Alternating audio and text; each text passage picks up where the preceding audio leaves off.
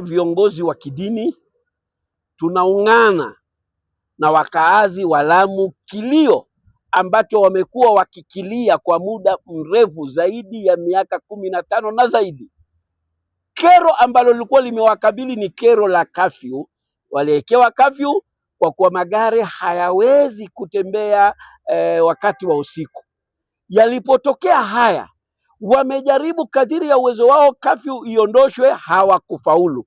Na la kushangaza, dunia mzima nafikiri hakuna kafyu ambayo inaweza kudumu kwa miaka 15. Kafyu ni kitu inawekwa, usalama ukirudi inaenda kama kawaida. Lakini kafyu hii imekuwa kwa muda mrefu. Wakaona njia ya kufanya ni kwenda kutafuta suala hili kisharia.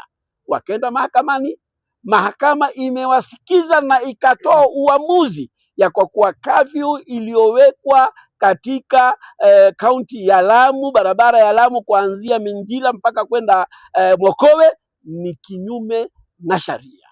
Kwa sababu ya hilo, tungelimuomba waziri wa usalama Bwana Murkomen aweke katika Kenya Gazette ya kuheshimu uamuzi wa mahakama, kama walivyoweka katika Kenya Gazette ya kuweka kafyu, waweke katika Kenya Gazette ya kuondosha kafyu.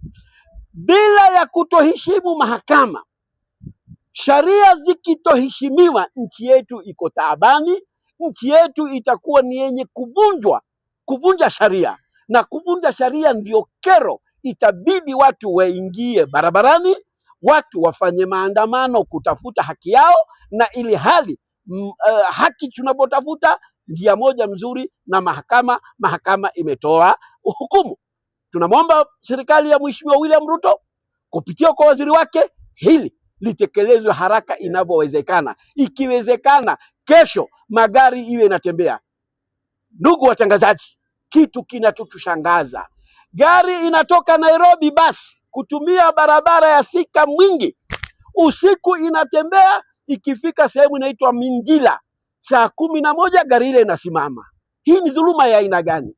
Gari imepita karibu kaunti 5, lakini ikifika kaunti ambayo inaingia saa 11 ya usiku, watalala mpaka saa 1 ifike ndio iruhusiwe kutembea.